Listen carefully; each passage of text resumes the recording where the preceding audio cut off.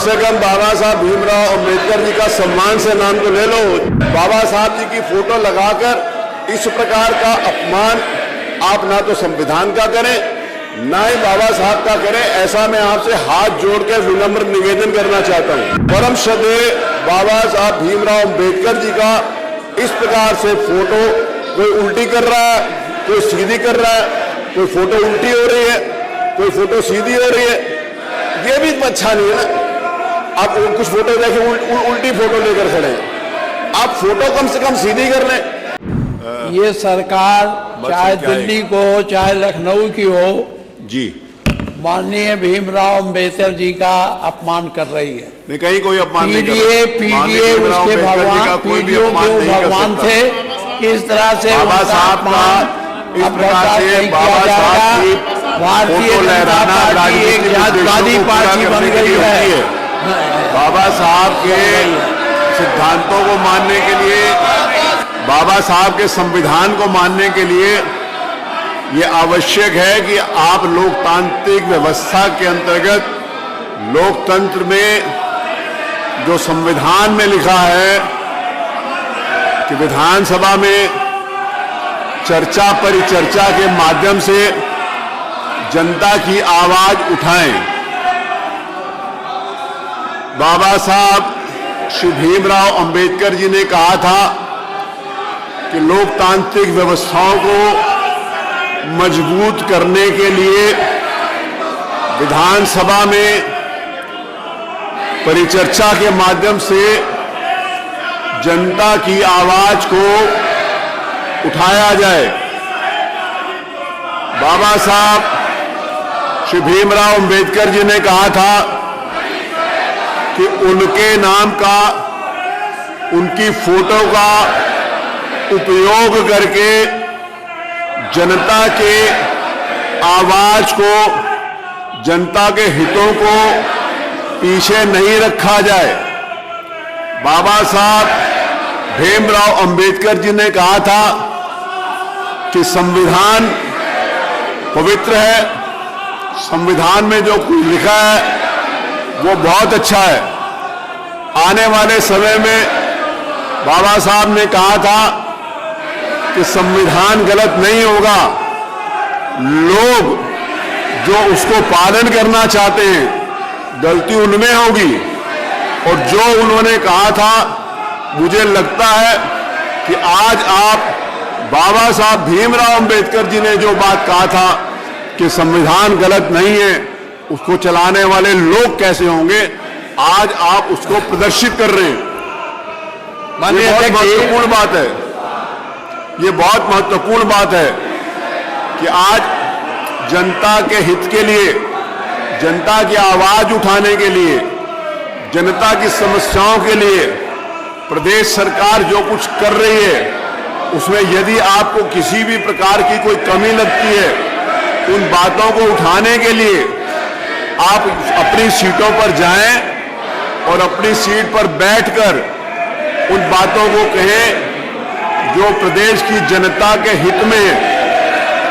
प्रदेश की जनता आज विधानसभा की ओर देख रही है कि विधानसभा में जो विषय आज आए हैं वो जनता के हित के हैं।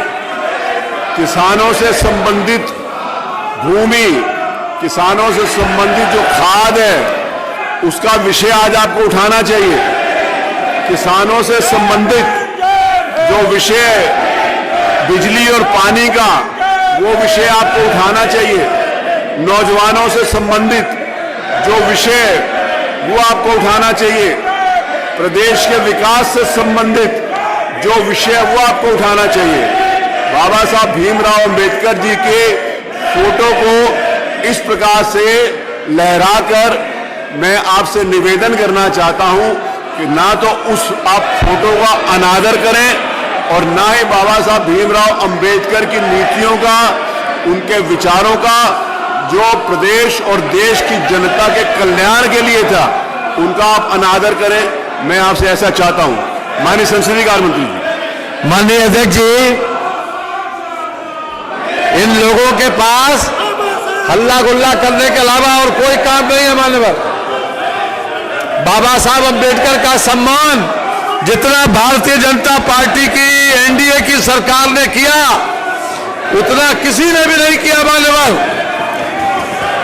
बाबा साहब जी जहां पैदा हुए थे, जहां शिक्षा प्राप्त की थी, जहां दीक्षा ली थी और जहां उनका परिनिर्वाण हुआ, इन सभी स्थलों को चयनित करके भारतीय जनता पार्टी और एनडीए की सरकार ने उसको पंच तीर्थ के रूप में डेवलप किया। और आज भारत का जो संविधान है उसके अनुसार हमारे प्रधानमंत्री जी मोदी जी और योगी जी उसी के अनुरूप उनकी कार्यप्रणाली है और उनकी प्राथमिकताएं भी उसी के अनुरूप हैं। इन्होंने ही बाबा साहब के बनाए हुए संविधान को उसके प्रियम्बल तक को बदल दिया, उसकी प्रस्तावना तक को बदल दिया, जबकि प्रस्तावना बदली नहीं जा सकती थी। सबसे ज्यादा बाबा साहब के प्रति अगर किसी ने अपमान दर्शित किया है तो इन्होंने ही किया है। माननीय इन्होंने ही किया है। ये केवल हाउस को डिस्टर्ब करना कोई ऐसा विषय नहीं है। मान्यवर कोई विषय नहीं है। ये केवल और केवल हल्ला गुल्ला करने के लिए यहां पर आते हैं। मान्यवर मैं समझता हूं कि ये लोग हाउस चलाना नहीं चाहते, ये हाउस चलाना नहीं चाहते। मान्यवर भारतीय जनता पार्टी और एनडीए पूरी तरीके से बाबा साहब अम्बेडकर के प्रति सम्मान व्यक्त करती थी, सम्मान व्यक्त करती है और आगे भी उनके प्रति भरपूर सम्मान रहेगा। माननीय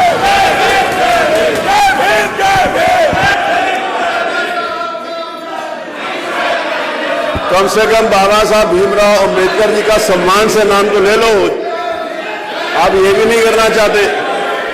व्यक्तिगत हितों के लिए, व्यक्तिगत राजनीतिक उद्देश्यों के लिए बाबा साहब जी की फोटो का इस्तेमाल करना संविधान के भी खिलाफ है, मानवता के भी खिलाफ है, एथिक्स के भी खिलाफ है। मैं आपसे निवेदन करना चाहता हूं कि आप पूज्य बाबा साहब भीमराव अंबेडकर जी की प्रतिमा को, फोटो को ससम्मान आप अपने हृदय से लगाकर आप वहां पर रखें। और बाबा साहब जी ने जो कहा था कि जनता के हित के लिए यदि स्वयं के हितों को भी त्यागना पड़े तो उसके अनुरूप जनता के हितों की बात करनी चाहिए। मुझे लगता है कि आप जनता के हितों की बात करेंगे, अपनी सीट के ऊपर जाकर बैठेंगे और जनता की बात करने के लिए आप यहां पर चुना गया। आपको ये फोटो, बाबा साहब जी की फोटो लगाकर इस प्रकार का अपमान आप ना तो संविधान का करें ना ही बाबा साहब का करें। ऐसा मैं आपसे हाथ जोड़ के विनम्र निवेदन करना चाहता हूं।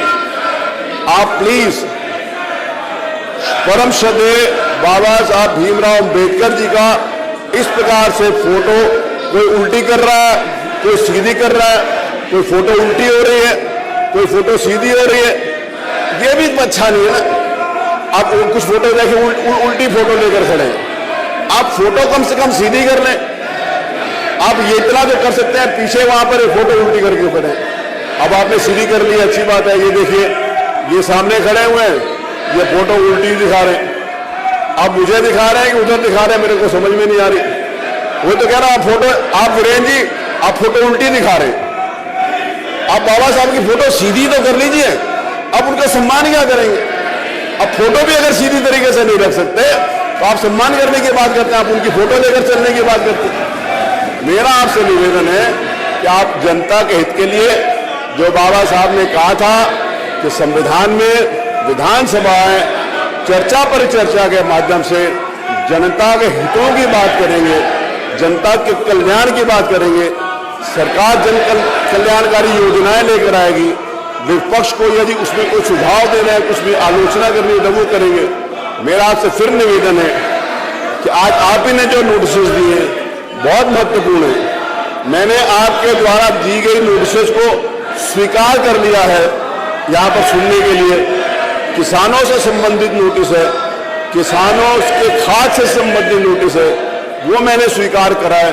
मेरा आपसे निवेदन है कि आप बैठें और सरकार का उसकी तरफ से जवाब आएगा। तो किसानों के हित की बात होगी। आपने जो नोटिस दिया है, मैं आपके लिए निवेदन करना चाहता हूं कि आप उस नोटिस पर अपनी बात अपनी सीट पर बैठकर कहें, सरकार उसको जवाब देगी। हमसे जुड़े रहने के लिए हमारे YouTube चैनल को सब्सक्राइब करें और नई वीडियो की नोटिफिकेशन के लिए बेल आइकॉन को दबाएं।